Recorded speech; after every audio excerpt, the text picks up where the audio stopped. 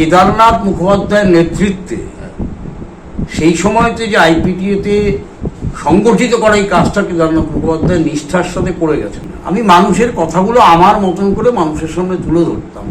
আপনি কোনো রাজনৈতিক দলের সমর্থক হতে পারেন, কিন্তু আমার মতামত বা আমি এমন কিছু ব্যক্তি নয় যে আমার মতামতটাই কেন।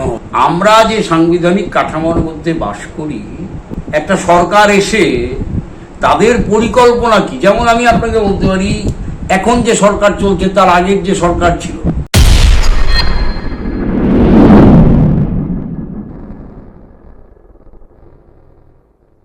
রাজনৈতিক অরাজনৈতিক চ্যানেলের পক্ষ থেকে আমি অভিক গোস্বামী, আর আপনারা ওনাকে সবাই চেনেন, এক ডাকে চেনেন।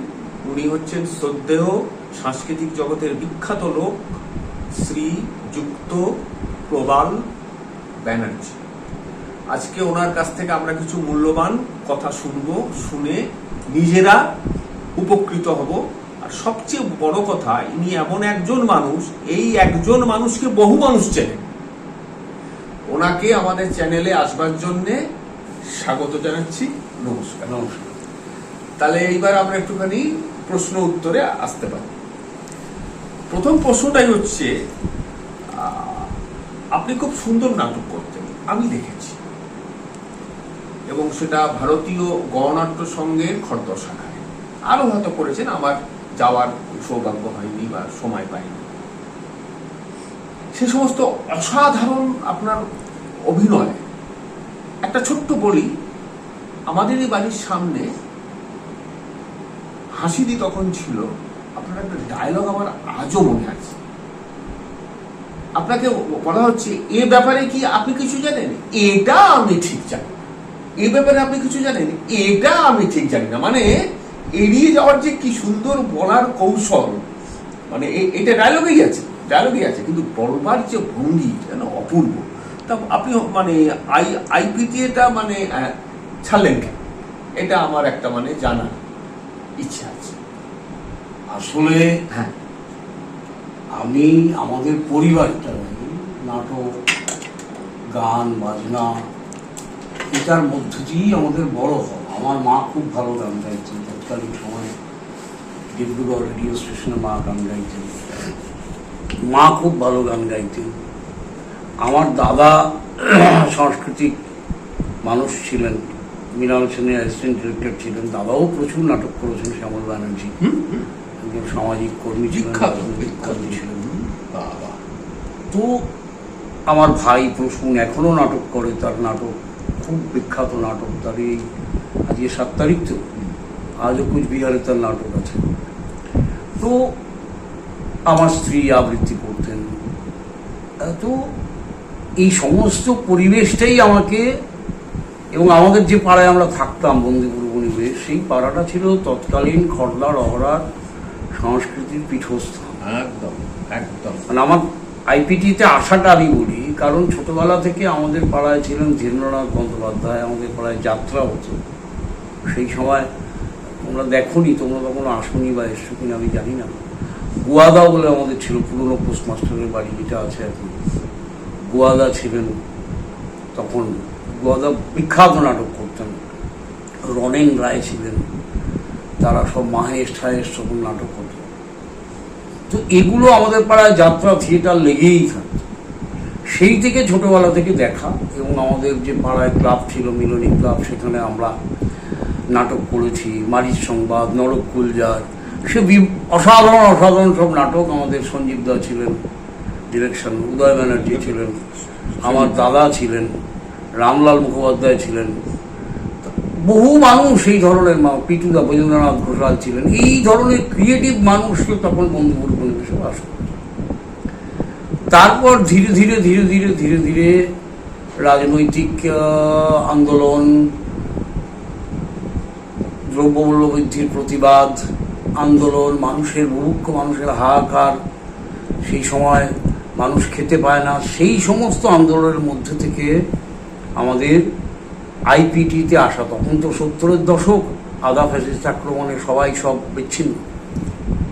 তো সেই সময়তে আমাদের খর্দা রহড়ায় প্রথম লেনিন জন্ম শতবর্ষ হয়, মিশন মাঠে লেনিন জন্ম শতবর্ষ হয়। তখন তো আইপিটিএ ছিল, আইপিটিএ যারা করতেন সেই সময়তে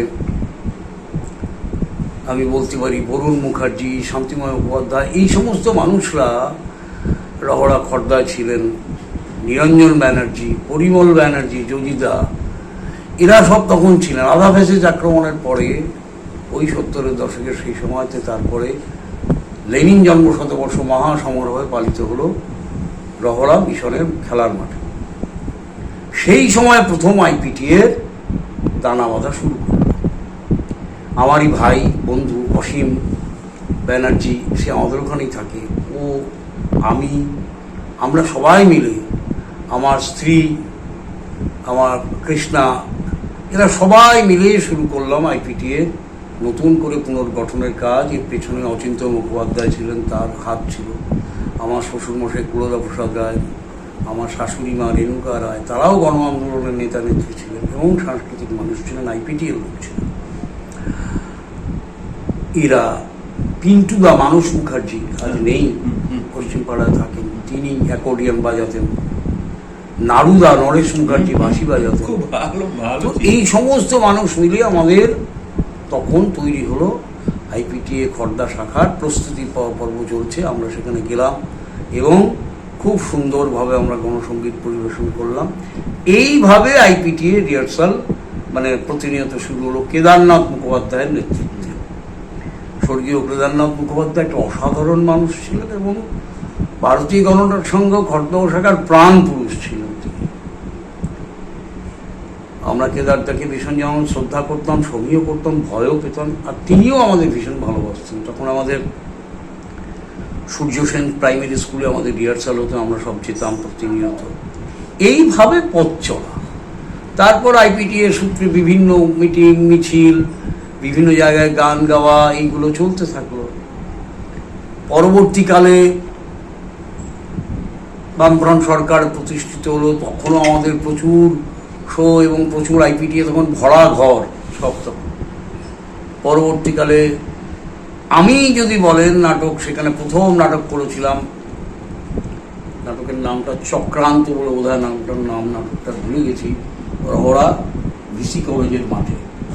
সেই ভিসি কলেজের মাঠে আমাদের প্রথম নাটক অনুষ্ঠিত হলো, নাটকের নামটা ভুলে গেলাম, চক্রান্ত, ইস্পাত বলে নাটক। পশ্চিমপাড়া থাকতেন মামু সেই লাইটিং আমরা নাটক করলাম, খুব ভালো নাটক হলো।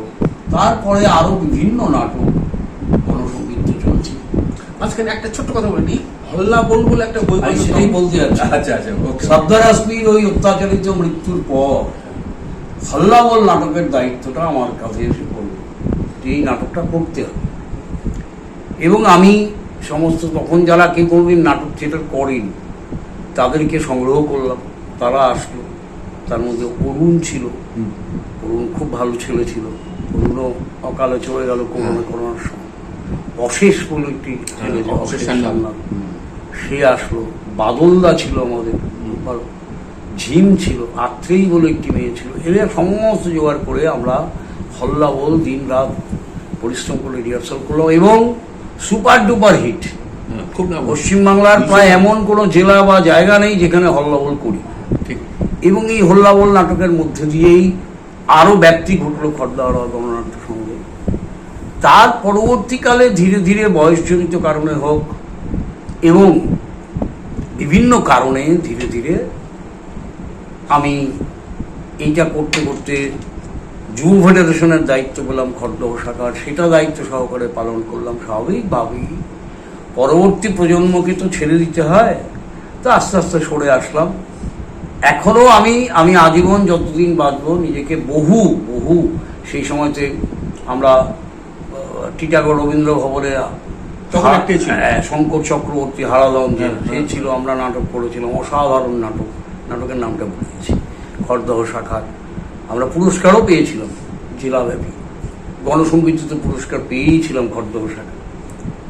এবং আস্তে আস্তে ধীরে ধীরে আইপিটিএ থেকে তখন নতুন ছেলেপেলেরা সবাই আসতে লাগলো, শুরু হতে লাগলো, আমাদেরও বয়স হতে লাগলো। এই আইপিটি এখনো আমি আইপিটি এর একজন সদস্য নিজেকে মনে করি। আইপিটিএ মনে করে, খড়দহ শাখা মনে করে কি না করে আমি জানি না, কিন্তু আমার সামনে বহু সুযোগ ছিল থিয়েটার করার, গান করার। তৎকালীন সময়ে টিভি শুরু হয়েছে, টিভি সিরিয়াল করার। আমি কোনো প্রলোভনে পা দিই, কারণ আমি একটা আদর্শ নিয়ে আইপিটিএ করতাম। নাম কেনার জন্য, সিরিয়াল করার জন্য, এইসব করার জন্য করিনি, যাইনি, কোথাও কোনোদিন যাইনি। আইপিটিএই ছিলাম। আর এখনও আইপিটিএর কোনো গান, কোনো কিছু হলে এখনও মনে পড়ে, ঠিক আছে। এবং তৎকালীন সময়ে আমি অসীম যখন গণনাট্য সঙ্গে ছিলাম একসাথে, আইপিটি একটা নাম সারা পশ্চিমবাংলার ক্ষেত্রে। আমাদের গান, আমাদের নাটক, এটা নাম ছিল। এই হচ্ছে পরিস্থিতি। এইবার ধীরে ধীরে যা হয়, ছেলে মেয়ে বড় হলো, তাদের সাথে থাকা এই। কিন্তু এখনো আমি আইপিটিএ কে একজন প্রাথমিক সদস্য মনে করি। আইপিটিএ যে কোনো অনুষ্ঠান যদি আমি দেখতে পাই, এখন তো সুযোগ সুবিধা হয়েছে এই ইউটিউবের কল্যাণে, ফেসবুকের কল্যাণে, দেখলে পরে ভালো লাগে, প্রায় সেই পর্যন্ত। সেই ভালো লাগাটা ঘরে বসে উপভোগ করি। এখন আর হয়তো সরাসরি সক্রিয়ভাবে স্বাভাবিকভাবে চাই। এই হচ্ছে বিষয়। খুব অসাধারণ উত্তর, অসাধারণ শিক্ষা পেলাম আমরা। এবং এক কথায় বলা যেতে পারে, এই সব কথাগুলো শোনার পরে আইপিটিএর প্রাণপুরুষ কেদারনাথ বাবু অবশ্যই, কিন্তু আপনিও কম যান না, এটা আপনার কথা শুনে পরিষ্কার। কারণ আপনারা না থাকলে আজকে এই জায়গায় আসতে পারত না। আমি একটা ছোট্ট, কেদারনাথ মুখোপাধ্যায় হচ্ছে মহিম, তার লোকের যোগ্য আমি বা আমরা কেউ নই। অতএব তুলনাটা এইভাবে না এনে বরঞ্চ আপনি এইভাবে বলুন যে কেদারনাথ মুখোপাধ্যায়ের নেতৃত্বে সেই সময়তে যে আইপিটিএতে সংগঠিত করা এই কাজটা কেদারনাথ মুখোপাধ্যায় নিষ্ঠার সাথে করে গেছেন, আমরা তার সহযোগী ছিলাম। আমরা থেকে, কারণ ওনার একার পক্ষে তো ওনার যা বয়স সেই সময়, কিন্তু এই সুদূর সিঙ্গেরবেল বলুন, সদরহাট বলুন, ওদিকে গঙ্গার পাড় বলুন, এই বয়স্ক মানুষটা আমাদের আগে কোনো অনুষ্ঠান হলে সবার আগে গিয়ে উনি উপস্থিত হতেন। এই যে সিনসিয়ারিটি, এই যে তার কর্তব্যবোধ, আইপিটিকে ভালোবাসা, এটা এই জন্মে আমি আর কারোর মধ্যে দেখি। এটা হচ্ছে আমার। ঠিক আছে, খুব ভালো লাগলো। আরেকটা আছে ছোট্ট জিজ্ঞাসা, সেটা হচ্ছে আপনি ভালো অভিনেতা, ভালো গায়ক, ভালো অ্যাঙ্কার, খুব সুন্দর বক্তা। কারণ আমি আপনার বক্তব্য শুনেছি বহুবার, খড়দা স্টেশনে, রহড়া বাজারে, বহু বহু বহু। এত আপনার গুণ আপনি ধরে রাখলেন কেমন করে? এতগুলো গুণ, একটা মানুষের এতগুলো গুণ তো পারে না রাখতে, মানে সব হারিয়ে ফেলে, মানে মাটি থেকে পাটা ওপরে উঠে যায়। কিন্তু আপনার কোনো দিন আমি এই জিনিসটা দেখিনি যে মাটি থেকে পা উঠে গেছে, আপনি মাটিতে পা দিয়েই বরাবর চলেছেন। এইটা ধরে রাখলেন কেমন? আসলে এটা ছোট্ট প্রশ্ন, আলাদা কোনো আছে বলেই মনে করি। সাধারণ মানুষের সাথে মিশে যাওয়া, মানুষকে ভালোবাসা। একটা জিনিস আমি আমার পরিবারের কাছ থেকে, আমার পরিবারে আমার দাদা শ্যামল ব্যানার্জি, আমার দাদু ছিলেন তৎকালীন সময়ে, তিনি কমিউনিস্ট পার্টি করতেন, সুখেন্দ্র লোচন মজুমদার, এদের কাছ থেকে যেটা পেয়েছি সেটা হচ্ছে মানুষকে ভালোবাসা। মানুষের ভালোবাসা, সাধারণ মানুষ, গরিব মানুষের সাহায্য করা। এবং তখন তো এত রকম সুযোগ সুবিধা ছিল না। এই ভালোবাসাগুলো থেকেই তখন একটা আলাদা আদর্শ বোধ নিজের মধ্যে কাজ করত। একদম এই আদর্শ বোধ থেকেই আমার গুণ, যেটাকে আমি বলছিলাম, আমি গুণ মনে করি না, আমি মানুষের কথাগুলো আমার মতন করে মানুষের সামনে তুলে ধরতাম। আমি একটা জিনিসে বিশ্বাস করি, আপনি কোনো রাজনৈতিক দলের সমর্থক হতে পারেন, কিন্তু আমি একটা কথাতে বিশ্বাস করি যে যে রবীন্দ্রনাথের কথায়, সবার উপরে মানুষ সত্য, তাহার উপরে নাই, আগে মানুষ। একদম।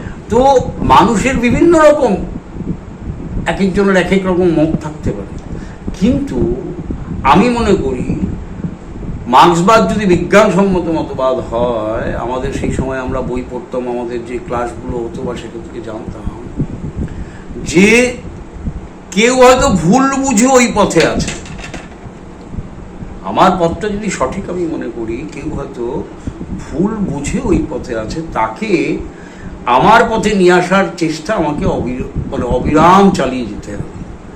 কারণ প্রত্যেকটা মানুষের নিজস্ব অধিকার আছে, যেটাকে আমরা ডেমোক্রেটিক রাইট বলি। কিন্তু যেটা হয় সমাজের পরিস্থিতি, একে অপরের প্রতি প্রতিহিংসা, হিংসা, এটাকে আমি কোনোদিনই কোনো অবস্থাতেই সমর্থন করতাম না। একজন সাংস্কৃতিক কর্মী হিসেবে বলতে পারি আমি এগুলোর চরম বিরোধী ছিলাম, আজও আছি, এবং মানুষের সাথে আমি সবার সাথে মিলেমিশে থাকার চেষ্টা করি। এটা হচ্ছে বিষয়। এই যে বললেন কথাটা, মানুষের সাথে মিশে থাকা, এটা দিয়ে আমার একটা কথা হঠাৎ মনে পড়ে গেল, মানে কথা বলবো না, স্মৃতি। আইডিয়াল বন্ধুপুর, মানে যেটাকে মানে বলা হচ্ছে বন্ধুপুর উপনিবেশ, ওখানে একটা চায়ের দোকান আছে, ওখানে আপনি থাকতেন, মানে চাটা খেতেন কোথাও যাওয়ার আগে বা এসে। ওখান দিয়ে কোনো লোক পাস করতে পারতো না। আপনার কথা মনে আছে, এই কই যাস, আরে চা খায়া যা। যাকে বলছেন তার ক্ষমতা নেই যে না এখন খাবো না, টাইম নেই, সে সাইকেল থামিয়ে নেমে চা খেয়ে তারপর আমার তো মনে আছে। তা আপনি যে কথাগুলো বলছেন, কথাগুলোর সাথে তো আমার স্মৃতি একদম মানে মানে কি বলবো, মানে খুব ভালো লাগছে, ভীষণ ভালো লাগছে, খুব ভালো লাগছে। আচ্ছা, এইবার আরেকটা কোশ্চেনে আসছি। আপনার তখন মোটামুটি 70-এর ওপরে প্রায় বয়স। এই সময়কালের মধ্যে আপনি অনেক উত্থান পতন সরকারের, সে রাজ্য হোক কেন্দ্র হোক যা ইচ্ছে হোক, এসেছে গেছে, উঠেছে নেমেছে, এই সমস্ত তাদের যে চিন্তা ভাবনা পরিকল্পনা, এইসব দেখে আপনার কি কখনো মনে হয় না যে যে কোনো সরকারেরই প্রথম চিন্তা হওয়া উচিত যে আমার রাজ্যের মানুষগুলো, যুবক যুবতীগুলো কি খাবে, তাদের অন্নসংস্থানটা কি হবে, এইটা ভাবা কি মানে সবার আগে প্রয়োজন নয়? যে সরকারি আসুক বা যে সরকারি কাজ করুক, আমার তা দিয়ে কোনো নেই, সে ABCD যা উৎসব, কিন্তু তাদের প্রথম চিন্তাই তো হওয়া উচিত যে ছেলেপিলেগুলো ভবিষ্যতে কি খাবে, একটা লোক কি খাবে। যেমন আপনি আমাকে বললেন যে খুব ভালো বলেছে যে তোমার ছেলে জিমের ইনস্ট্রাক্টর, আজকে 20 বছর পরে তার বয়স হয়ে যাবে 40, তাকে আউট করে দেবে, তখন সে কি খাবে। তা আমাদেরও সেই অবস্থা, বয়স বাড়ছে। তাহলে এই যে সরকার যিনি আগে ছিলেন বা এখন আছেন বা পরে আসবেন, সরকার নিয়ে আমার কোনো ফ্যাক্টর না, কিন্তু এই চিন্তাটা কি ওদের মানে প্রথম করা উচিত নয়? তারা কি করছে এই ব্যাপারে আপনার কাছে আমি একটু যদি মতামত পাই। আমার মতামত বা আমি এমন কিছু ব্যক্তি নয় যে আমার মতামতটাই কেন হবে। আমার আশা আকাঙ্ক্ষা বলতে পারেন, এটা যে কোনো যারা সরকার, সে কেন্দ্রের হোক বা রাজ্যের হোক, তাদের প্রাইমারি কাজই হচ্ছে অন্ন, বস্ত্র, বাসস্থান এগুলোকে সুদৃঢ় করা মানুষের। কিন্তু আমি এটা বিশ্বাস করি, আমরা যে সাংবিধানিক কাঠামোর মধ্যে বাস করি, যে এই ব্যবস্থার মধ্যে একটা সরকার এসে তাদের পরিকল্পনা কি, যেমন আমি আপনাকে বলতে পারি এখন যে সরকার চলছে তার আগের যে সরকার ছিল তাদের বহু পরিকল্পনার মধ্যে দিয়ে, যেমন পশ্চিমবাংলাতে একটা নতুন জোয়ার এসেছিল, আবার ওই সরকারের শেষের দিকের যে সমস্ত ক্রিয়াকলাপগুলো আছে একদম সেগুলো আবার মানুষের মধ্যে বিরূপ প্রতিক্রিয়া সৃষ্টি করেছে একদম, এবং সেই বিরূপ প্রক্রিয়াকে কাজে লাগিয়ে আজকে যারা বিরোধী দল, তখন যারা বিরোধী দল ছিল, আজকে যারা সরকার চালাচ্ছেন, তারা মানুষকে সংঘবদ্ধ করে সেই সরকারের বিরোধিতা করে তারা রাজ্যে ক্ষমতায় এসছেন। এবং এখনো যে পরিস্থিতির মধ্যে দিয়ে যাচ্ছে, কারণ মানুষ তো একটা আশা করে একটা সরকারকে প্রতিষ্ঠিত করেছিল, ওই ধরুন আপনারা যদি বলেন বামফ্রন্ট সরকারকে, সেই আশাকে বাস্তবে রূপায়িত করবার জন্য সুনির্দিষ্ট কর্মসূচি, সুনির্দিষ্ট বিষয় যদি না থাকে, তাহলে পরে কিন্তু একটা সমাজ কখনো এগোতে পারে না। যুব সমাজ বলুন বা যাই বলুন, এগোতে পারে না। আজকে চাকরি বাকরি নেই, সর্বত্র ভারতবর্ষের গোটা ক্ষেত্রেই নেই এবং পশ্চিমবাংলার ক্ষেত্রেও নেই, এবং সেরকম কোনো পরিকল্পনাও নেই। আমি মনে করি না যে পরিকল্পনা, নানান কিছু আছে, সেসব নিয়ে আমি পলিটিক্যাল, যেহেতু রাজনৈতিক কোনো বক্তব্য বলতে চাই না, আমার দরকারও নেই, আমার সাবজেক্টও না এটা। আমি একজন সাধারণ নাগরিক হিসাবে এইটা আশা করব সরকারের কাছ থেকে, যে সরকারই আসুক না কেন, মানুষের অন্ন, বস্ত্র, বাসস্থান সেইটাকে সুনির্দিষ্ট করা।